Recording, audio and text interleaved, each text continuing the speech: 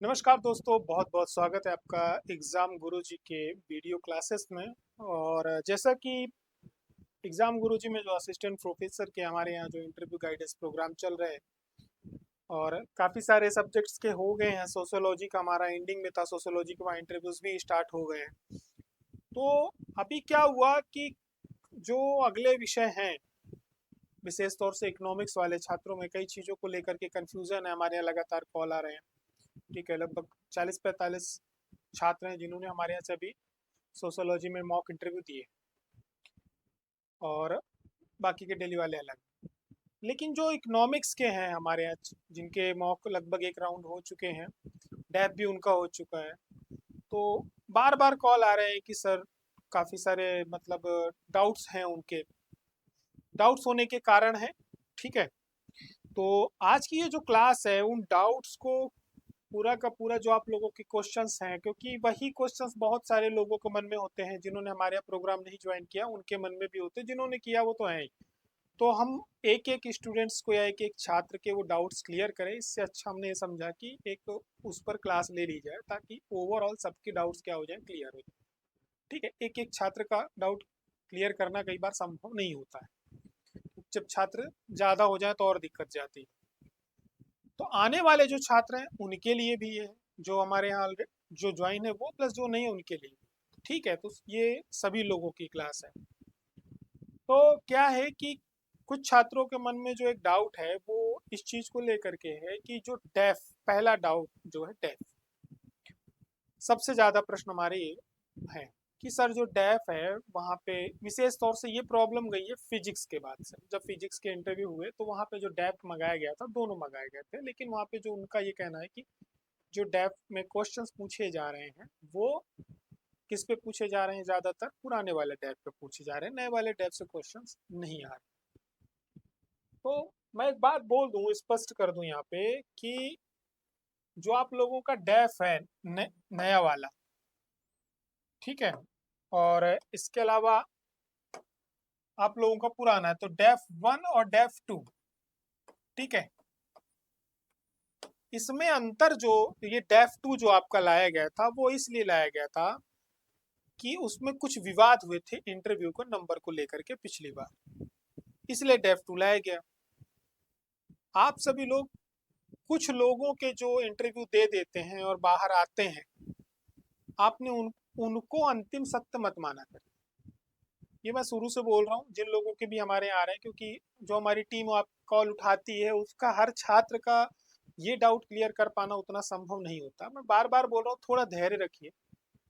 क्या है कि जो मध्य प्रदेश में इंटरव्यू दे रहे हैं वो दो तरह के छात्र दे रहे हैं, इस बात को आप समझिए। पहले एक जो मूल निवासी मध्य प्रदेश के हैं, दूसरे जो मध्य प्रदेश के बाहर के छात्र। मैं ये नहीं कह रहा हूँ कि उनके बीच में पक्षपात हो रहा है, ऐसा कुछ मत सोचिएगा आप लोग, ये पक्षपात वाली बात नहीं है। तो क्या होता है कि जो मध्य प्रदेश के बाहर के छात्र हैं उनके प्रश्नों का जो स्वरूप होता है वो अलग होता है। वो इसलिए हो जाता है क्योंकि उनका स्टेट चेंज हो गया। तो अब जो ज्यादातर, ये एक सामान्य बात है, अब आप इसमें तर्क वितर्क कर सकते हैं, बहुत जनरल है। यहाँ का छात्र भी जब वहां जाएगा तो वो भी यही। तो जो इंटरव्यूअर बैठते हैं मैक्सिमम कहाँ के हैं, मध्य प्रदेश के निवासी। तो जब वो मध्य प्रदेश के छात्र को देखते हैं तो डेफ में से क्वेश्चंस यहाँ के भी लोकल क्वेश्चंस होते हैं, जो यहाँ की अर्थव्यवस्था, यहाँ का सारी चीजों से जुड़े हुए हो सकते हैं। अदर स्टेट के छात्र से वो लोग वहां के बारे में उतनी जानकारी तो रखते नहीं, तो वहां पे सब्जेक्ट में ज्यादा चले जाते हैं। ये स्वभाव होता है, ये सभी जगह होता है। ठीक है, एक तो ये। दूसरा, आप लोगों का जो ये कहना है कि डेफ 1 से क्वेश्चंस जो पुराना डेफ है उससे पूछे जा रहे हैं, डेफ 2 से नहीं पूछे जा रहे, तब भी हमने कहा था आप सभी लोगों से कि थोड़ा धैर्य रखिए। डेफ जो पुराने डेफ है, नए डेफ है, दोनों से आप लोगों से पूछा जाएगा। नए डेफ में कुछ बदलाव किए गए हैं, तो 3 खंड ऐसे आए हैं विशेष तौर से जो छात्रों को भरते वक्त भी सबसे ज्यादा परेशान कर रहे हैं और वो महत्वपूर्ण भी सबसे ज्यादा है। तो अभी जो सोशियोलॉजी के इंटरव्यू हमारे यहाँ हुए, हमारे यहाँ से छात्र गए जो, ठीक है, पिछले 2 दिनों में काफी छात्र गए, तो उन सभी के जो फीडबैक मेरे पास आए, हमने उनसे ये चीज कंफर्म की। हमारे यहाँ लगभग 22-23 जो भी स्टूडेंट्स अभी इन 2 दिनों में दिए, हैं, सभी से नए डेफ से क्वेश्चंस पूछे गए। ठीक है, तो एक चीज आप दिमाग से निकाल दीजिए, ये चीज दिमाग से लेके मत जाइए कि आपसे वो नए डेप से ही क्वेश्चन पूछेगा या पुराने डेप से ही पूछेगा। उनके पास दोनों होते हैं, आवश्यकता जहां से पड़ेगी वो वहां से प्रश्न पूछेंगे। ये अब उनके पास ऑप्शन है। अब आप सोच रहे हैं कि नहीं, मैं तो केवल नए वाले डेप की तैयारी अब नहीं करूंगा, क्योंकि कुछ लोग आए उन्होंने कहा कि पुराने डेप से क्वेश्चन पूछ रहे हैं, नए वाले से पूछ नहीं रहे। तो ये कंफ्यूजन हटा दीजिए, आपने दोनों अवसर उनको दिए हैं। आपने जो अपनी जानकारी दी है वो आपने दोनों डेप में दी है, तो उनके पास अब दो ऑप्शन है। तो आपकी तैयारी, आप साक्षात्कार के लिए जा रहे हैं, तो साक्षात्कार में आपकी तैयारी दोनों स्तर पे होनी चाहिए। आप युद्ध में जा रहे हैं, स्वाभाविक बात है, युद्ध में आप ये सोच के थोड़ी जाएंगे कि सामने वाला ये वाला तीर तो मारेगा ही नहीं, मार दिया तो अब जो गए उनके साथ हो गया। तो आप लोग ये मत सोचिए, जो वहां अंदर बैठे हैं उन्हें भी पता है कि आज के जो हमारे छात्र इंटरव्यू दे के गए हैं इनसे बाहर पूछा जाएगा तो ये जानकारी देंगे, और वहां से आप लोग क्या करते हो, अज्यूम करते हो कि अंदर ये होगा। क्यों? एक बात तो सबसे पहली बात जो डेफ को लेकर के थी, ये मैं मानता हूं, यहां से क्लियर करके चलिए, आप लोगों को दोनों चीजें पढ़ के जानी है। हमारे यहाँ जब डेफ फिल कराया हमने, तो जो टीम हमारी आप लोगों के साथ डेफ को लेकर के पूरा 2-2 3-3 घंटे नहीं दे रही है, 2-2 दिन भी दे रही है, आपके डेफ को फिल करा रही है, एक एक चीज उसकी सर्जरी कर रही है। आप अभी भी जो इंटरव्यूज दे के आए हैं छात्र, उनका सुनिए, डेफ से बहुत क्वेश्चंस पूछ रहे हैं उनसे, समझ रहे हैं? तो आपसे क्या पूछेगा आप प्री डिसाइड करके मत जाइए। आपने ऑप्शन दिया है, अब वो चूज करेंगे कि उन्हें क्या पूछना है। आपके उस हर ऑप्शन की तैयारी क्या होनी चाहिए, होनी चाहिए। ठीक है, बात समझ में आ गई? तो हम जो मेहनत कर रहे हैं आपके डेफ फिल कराने में, वो इसीलिए कर रहे हैं। हम हमारा काम है संभावना को खोजना, कि आपका भी काम यही है कि आप संभावना को अपने रिज्यूमे में खोजो कि कहाँ से प्रश्न पूछ सकता है। आपका सबसे पहला दायित्व है कि क्या क्या संभावित है कि मुझसे पूछा जा सकता है। तो आप सभी लोग की जो तैयारी कराई गई है जी, तो इस चीज को ध्यान में रखें। आने वाले जो भी आप लोगों के इंटरव्यूज हैं, आप लोगों को भी ये ध्यान में रखना है कि आपका पुराना डेप भी प्रॉपर प्रिपेयर्ड होना चाहिए और नया भी होना चाहिए। अब दूसरी बात आती है, कई छात्रों ने ये कहा कि हमसे ऑन बोर्ड टीचिंग कराई गई। ठीक है, तो ऑन बोर्ड टीचिंग देखिए ऐसा है, ये पिछले वाले भी जो इंटरव्यूज हुए थे, उन जिनके रिजल्ट आ गए हैं, ज्वाइनिंग उनके डॉक्यूमेंट वेरिफिकेशन भी हो गए हैं, उनके में भी कुछ छात्रों में से कराई गई थी, कुछ छात्रों में से नहीं कराई गई थी। ये डिपेंड करता है, परिस्थिति जन्य डिपेंड करता है, क्योंकि कई ऐसे हिंदी के छात्र थे उनसे तो कविता पाठ भी करवाया गया था। क्यों? क्योंकि उन्होंने लिखा था कि उन्हें कविता पाठ पसंद है, तो खड़े होकर के उनसे कविता पाठ करवा दिया गया कि चलिए कविता पाठ करिए। इसके लिए तो आपको तैयार रहना होगा। बात समझ में आई? तो उसके लिए आप तैयारी करके रखिए। दूसरा प्रश्न ये आ रहा है कि जो क्वेश्चंस पूछे जा रहे हैं वहां पर ज्यादातर वो बहुत ज्यादा, मतलब कई छात्रों का ये कहना है कि प्रश्नों का जो स्तर रहा है हमारा, करंट अफेयर्स वगैरह से नहीं पूछ रहे हैं, और उससे क्या कहते हैं, जनरल क्वेश्चंस नहीं पूछ रहे, डीप में जा करके एकदम से पूछ रहे हैं। तो इसका देखिए ये डिपेंड करता है कि आपके जो शोध पत्र रहे हैं। कई छात्रों ने ये कहा कि हमसे पूछे ही नहीं गए, कुछ ने आकर के ये कहा। तो आपसे मैं बार बार कह रहा हूं, तो जिन्होंने हमारे यहाँ किया तो उनको भी हमने ये चीज बताई थी कि देखो ऐसा है भाई, यदि आपने शोध पत्र प्रस्तुत किए हैं, आपने पीएचडी की है, ठीक है, आपने शोध पत्र प्रस्तुत किए हैं, आपने पीएचडी की हुई है, तो इंटरव्यू का स्तर अलग होगा। या आप कहीं पे शिक्षण कार्य पे लगे हुए हैं, पढ़ा रहे हैं, तो आपके इंटरव्यू का स्तर अलग होगा। ठीक है, तो आपको आपका जो शोध का क्षेत्र है उससे संबंधित आपको सभी आयामों की तैयारी करके जाना चाहिए। यदि जानकारी चाहिए, यूट्यूब पे बहुत सारे छात्रों के इंटरव्यूज पड़े हुए हैं, आप लोग सुनिए। जितने भी छात्र आप देखेंगे शोध करके गए थे या कहीं ना कहीं पढ़ा रहे हैं, इस जो है इस व्यवस्था से जुड़े हुए हैं, शिक्षा से जुड़े हुए हैं, टीचिंग स्किल्स टीचिंग लाइन से जुड़े हुए हैं, उनसे प्रश्नों का स्तर अलग रहा। तो आप सभी लोगों को इस चीज का ध्यान रखना है कि आप यदि शोध कार्य से जुड़े हुए आपने शोध पत्र प्रस्तुत किए हैं तो आपको उसके बारे में जानकारी होनी चाहिए। फिर आपको जो यूनिट है आपकी शोध शिक्षण वाली वो आपको पढ़ करके जानी होगी, वहां से भी बेसिक क्वेश्चंस पूछ रहे हैं। ठीक, इसके बाद अब समाज शास्त्र का है, समाज शास्त्र के बाद अर्थशास्त्र का है। समाज शास्त्र में भी कई बार कुछ अर्थव्यवस्था से रिलेटेड को रिलेटेड क्वेश्चंस पूछ रहे हैं। अब आपने पता चला है कि आपने पेपर बहुत अच्छे प्रेजेंट्स किए हुए हैं, तो वो आपको वहाँ पे इंटरलिंक करके क्वेश्चंस पूछेंगे, चीजों को लिंक करके पूछेंगे और पूछ भी रहे हैं। ठीक है, तो ये अब कुछ लोग ऐसे भी भाग्यशाली व्यक्ति हैं जिनसे कुछ भी नहीं पूछ रहे हैं।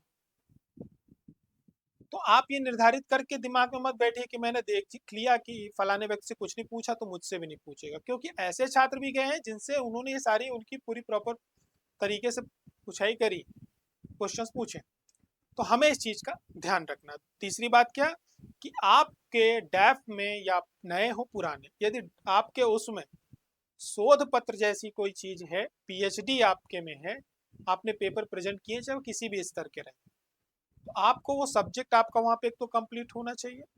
दूसरा, आपके क्षेत्र से विशेष से भी जुड़ा हुआ यदि कोई टॉपिक पूछा जा सकता है तो उसकी भी संभावना आपको वहां पे देखी जानी चाहिए। ठीक है, एग्जाम्पल के लिए कि यदि आप हमारे ट्राइब बेल्ट से संबंधित हैं, आप आते हैं दक्षिणी मध्य प्रदेश से आते हैं, तो वहां पे जनजाति को आपसे कनेक्ट करके समाज शास्त्र में पूछा जा सकता है।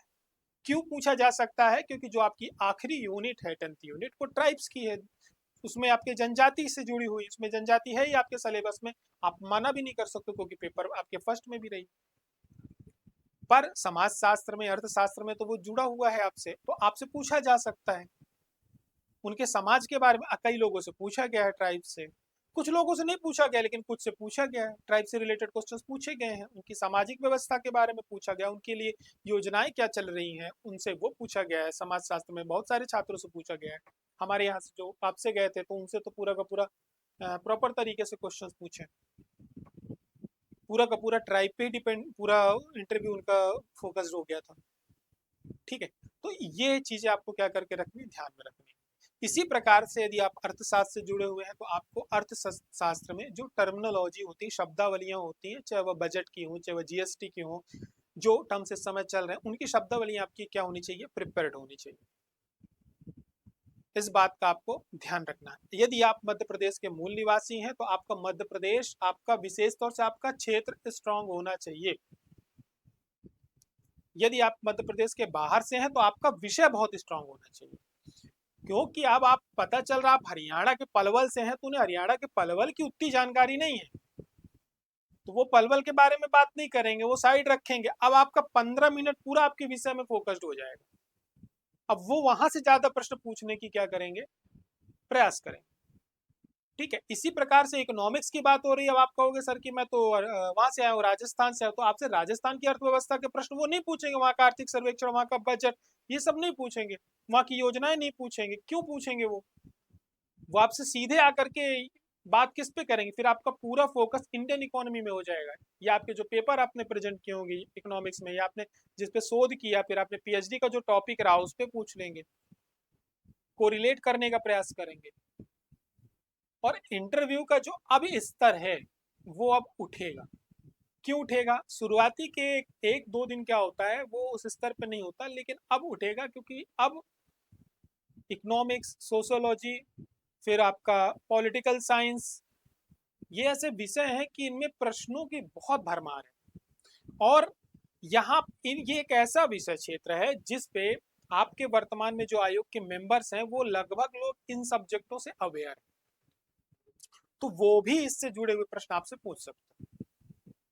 विषय विशेषज्ञ जो बैठते हैं 3 के लगभग, उनके अलावा वो भी आयोग के मेंबर्स भी पूछ सकते हैं, तो इस चीज को ध्यान में रखना है। चौथी बात, यहाँ पर कई जो विद्यार्थी रहे हैं उनकी ये आ रही है कि सर जो हम लोग जैसे गए वहाँ पे तो कई बार उन लोगों से जो टीचिंग कराई गई हम टीचिंग नहीं कर पाए, तो इसका इम्पेक्ट हम पे क्या पड़ेगा। कई बार उन्होंने बोर्ड के लिए आपको दे दिया कि चलो भाई ये सब्जेक्ट समझाओ। देखिए ऐसा है, यहाँ पे 2 बातें हैं। पहली बात तो ये, आप जिस के लिए इंटरव्यू देने जा रहे हैं, मैं आप सभी को ये सजेस्ट करूंगा कि आप आप एक प्रोफेसर के लिए इंटरव्यू देने जा रहे हैं, आपका काम पढ़ाना ही होगा वहाँ। ठीक है, आपका काम क्या होगा? पढ़ाना होगा। तो आप सभी लोग पहला प्रयास ये करिए कि घर में छोटा सा बोर्ड रख के कुछ भी चीज को समझाने का प्रयास करिए। ये विशेष तौर से उनके लिए, क्योंकि बहुत सारे विद्यार्थी ऐसे हैं जो इसमें एग्जाम को दिया उन्होंने और इंटरव्यू कॉल उनको आ गई, वो कभी भी इस फील्ड से जुड़े नहीं रहे, उन्होंने कभी टीचिंग की ही नहीं, तो आपको वहाँ बोला जा सकता है। तो सबसे पहला काम है कि घर में आप सभी लोग जिनका आगे इंटरव्यू है, आप सभी लोग छोटा सा एक व्हाइट बोर्ड लेकर के ही आप घर में प्रैक्टिस करिए, अकेले प्रैक्टिस करिए, दीवार में टांग के, लेकिन करिए। करवा लिया तो अच्छी बात है, हमारी प्रैक्टिस है, नहीं करवाया तो भी कोई बात नहीं, कम से कम आपके अंदर कॉन्फिडेंस रहेगा। जब आप अंदर इंटरव्यू देने जाएंगे तो ये दिक्कत आपको नहीं जाएगी, हाथ आपके नहीं कपेंगे। तो इसलिए आपको छोटे छोटे विषयों को पढ़ाने का, समझाने का प्रयास करना है। अब ये दो बातें होंगी, या तो आपको वो जो टॉपिक दे रहा है वो आपसे नहीं बनेगा, वो बोल देगा पढ़ाने के लिए, तो आप वहाँ पे क्षमा मांग सकते हैं कि सर कोई और टॉपिक आप कहें तो मैं पढ़ा के दे दूँ। वो आपका केवल कॉन्फिडेंस चेक करना चाहते हैं कि आपके अंदर वो आत्मविश्वास है। इंटरव्यू आत्मविश्वास की परीक्षा है, आपके सेंस ऑफ ह्यूमर का एग्जाम है। एग्जाम तो आपका वैसे हो चुका है सब्जेक्ट का, ये देख रहे हैं कि आप रिकॉल कितनी जल्दी कर पा रहे हैं, क्योंकि आप आने वाले समय में क्लास में खड़े हो, बच्चा आपसे क्रॉस क्वेश्चन कर दिया, आप रिकॉल कर पाओगे कि नहीं कर पाओगे, वो आप उसको कैसे टेकल करोगे। ठीक है, बाकी का उन्हें भी पता है कि वो ये एग्जाम निकाला है, उसको नॉलेज है, तभी मेरे सामने आज बैठा हुआ है। तो इसलिए बहुत ज्यादा परेशान होने की आवश्यकता नहीं है। डेफ को लेकर के मैंने आप लोगों को कंफ्यूजन दूर कर दिया, डेफ को लेकर के कोई कंफ्यूजन नहीं रखने हैं।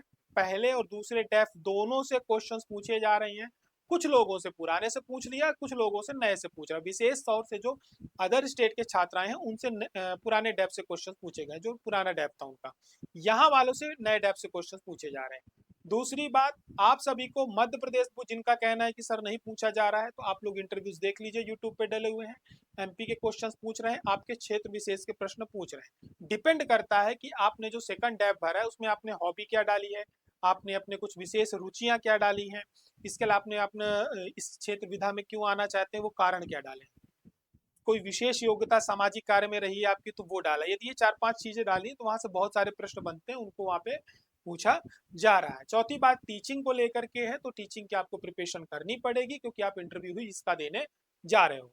ठीक है, तो ये चार पांच बातें हैं, आपको ध्यान रखना है। इसके अलावा यदि आप क्या कहते हैं तैयारी करना चाहते हैं इंटरव्यू को, क्योंकि अब पॉलिटिकल साइंस की भी क्या हो चुकी है, डेट आ चुकी है। ठीक है, तो पॉलिटिकल साइंस वालों को अब प्रिपरेशन में लग जाना चाहिए, तगड़े तरीके से लग जाना चाहिए, अपने विषय पे मजबूत आपको करना होगा आप स्वयं को।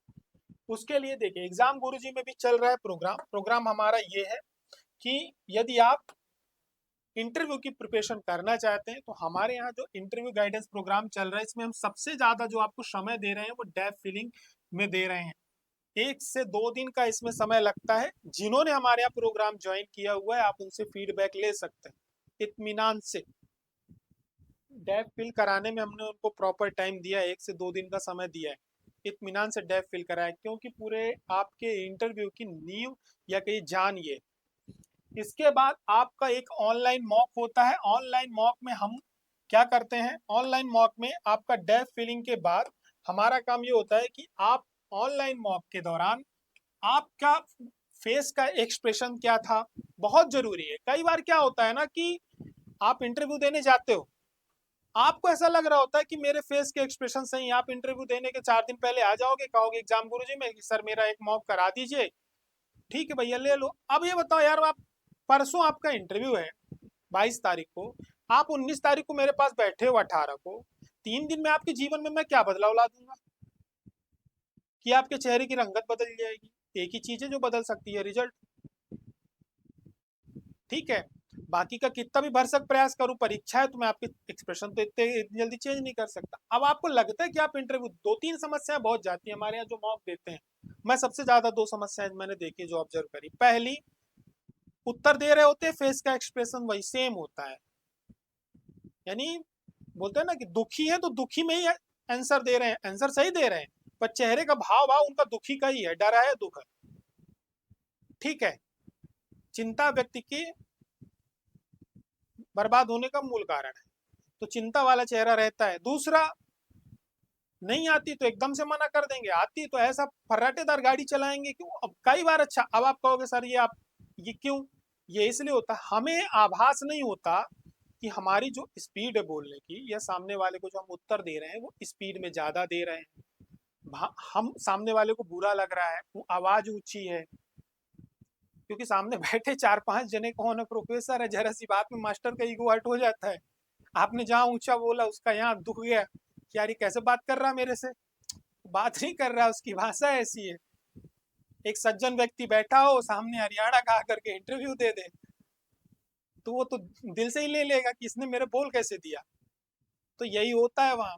कई बार छात्र, आप लोगों को क्या होता है कि आप लोग बहुत स्पीड में बोलते हो, बहुत स्पीड में आंसर देते हो, और जब या तो एकदम धीमा देते हो। तो ये भी हमें ध्यान रखना है। ये चीजों को सुधारने में आपको 8 से 10 दिन लगते हैं, प्रैक्टिस करनी होती है। तो डेफ फिलिंग के बाद ऑनलाइन मॉक होता है, जिसमें हम दोनों चीजें बताते हैं आपको कि आपको डेफ कैसे फिलना है। इसके बाद आपका इंटरव्यू जो होता है, मॉक होता है, पहला मॉक। आप इसके फीडबैक हमारे यहाँ जिन छात्रों ने लिया उनसे करिए, देखिए मॉक के दौरान आपका फेस एक्सप्रेशंस क्या था, आपका चेहरे से लग रहा, आत्मविश्वास होना चाहिए आपके अंदर। नहीं बन रहा तो भी आपको आत्मविश्वास में रहना है, क्योंकि परीक्षण ही उस चीज का हो रहा है। आपके ज्ञान का परीक्षण बाद सेकेंडरी है, पहला परीक्षण आपके किसका है, साक्षात्कार आपका व्यक्तित्व का है। आपसे गलती हुई या नहीं बन रहा है, लेकिन आपके चेहरे का हाव भाव क्या था, है ना। आपको सकारात्मक भाव आपको रखने हैं। वो कैसे दिखेगा, जब सामने वाला आपको बताएगा, या तो आप आईने के सामने बैठ करके देखो। जो लोग भाषण प्रतियोगिता में जाते हैं, क्यों बोला जाता है आईने के सामने प्रैक्टिस, ताकि आपके चेहरे के एक्सप्रेशन तो दिखे कि आप आत्मविश्वास में दिख रहे हो कि नहीं दिख रहे हो। ठीक है, तो ये होता है। इसके बाद हमारा जो सेकंड मॉक होता है वो आपका प्रॉपर सब्जेक्टिव होता है, उसमें जो कमियां रह जाती हैं उनको दूर करके फिर हमारा ऑफलाइन मॉक होगा, जो कि एग्जाम गुरुजी के कहाँ पे होगा, हमारे ब्रांच में होगा, इंदौर। ठीक है, अब डैफ के अंदर आपके कौन कौन से प्रश्न पूछे जा सकते हैं, क्या क्या पूछी जा सकती है, उसकी पूरी तैयारी करवाई जाएगी, आपकी सारी तैयारी। उसके बाद आपको क्वेश्चन का पूरा क्वेश्चन बैंक दिया जाएगा कि कौन कौन से क्वेश्चन आपसे पूछे जा सकते हैं। ठीक है, डेफ से हालांकि पूरा आपको बता दिया जाएगा कि आपके डेफ के दौरान ही आपको बता दिया जाता है कि ये प्रश्न आपसे पूछ सकते हैं। ठीक, इसके बाद जो इसमें बैठेंगे विषय विशेषज्ञ रहेंगे, जो आपका सब्जेक्टिव इंटरव्यू लेंगे, सब्जेक्ट्स में आपसे कहाँ कहाँ से क्वेश्चन डीप में पूछे जा सकते हैं।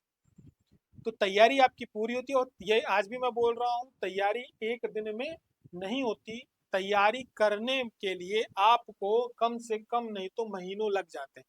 टीम के बारे में बात करें विषय विशेषज्ञों की, तो लाइब्रेरियन और स्पोर्ट्स ऑफिसर के लिए एग्जाम गुरुजी में वर्तमान में डॉक्टर अभिषेक सर हैं, जो कि ऑलरेडी स्पोर्ट्स ऑफिसर हैं, पीपीएससी के माध्यम से सेलेक्ट हुए हैं, सर्विस दे रहे हैं। एलएनआईपी कॉलेज से इन्होंने डिग्री ली हुई है एमटेट की। लाइब्रेरियन के लिए हमारे यहाँ से डॉक्टर केसी मिश्रा हैं, जो कि आपके लाइब्रेरियन हैं ऑलरेडी। इकोनॉमिक्स में हमारे यहाँ से जो ओएसडी हैं, समय एडिशनल डायरेक्टर सीएम तिवारी हैं, वो रहेंगे। ठीक है, ऑलरेडी इकोनॉमिक्स के प्रोफेसर हैं। इसके अलावा जूलॉजी केमिस्ट्री के लिए हमारे यहाँ कीर्ति सौंदर्या है, डॉक्टर कीर्ति सौंदर्या असिस्टेंट प्रोफेसर हैं ऑलरेडी। ठीक है, बायोटेक्नोलॉजी से इन्होंने एमफिल बायोकेमिस्ट्री से की हुई है, लाइफ साइंस से किया हुआ है, एमएससी इन्होंने पीएचडी साथ में की हुई। तो प्रॉपर योग लोगों को हमने अपनी टीम में रखा है, ताकि आपके 3 सेक्शन बहुत स्ट्रांग रहे, आपका सब्जेक्ट स्ट्रांग रहे, आपका एमपी का सेक्शन स्ट्रांग रहे, आपका डेफ स्ट्रांग रहे, आपकी पर्सनैलिटी स्ट्रांग रहे, आपकी जो भी क्वेरीज है सारी की सारी वहां पहुंचने के पहले खत्म हो जाए, आपके मन में किसी भी प्रकार का डाउट नहीं रहना चाहिए। इसके साथ हम तैयारी कराते हैं। आप एग्जाम गुरुजी के इस प्रोग्राम को ज्वाइन कर सकते हैं, ये पुराना डल गया है, कोई बात नहीं। 1999 का बैच है, जिसमें आपकी पूरी तैयारी कराई जाएगी। ठीक है, आपको प्रॉपर समय दिया जाएगा, हमारी एक टीम रहेगी 24 आवर के आपके साथ कनेक्ट रहती। कभी भी आपके मन में कोई डाउट है सीधे व्हाट्सअप करिए, जो आपको क्या करेंगे, हमारी जो इसकी टीम है वो अलग है, आपके साथ हमेशा व्हाट्सअप पे जुड़ी रहती है। आपको कोई समस्या आप उनको व्हाट्सअप करिए, कॉल करिए, आपको ऑन द स्पॉट रिस्पॉन्स देंगे।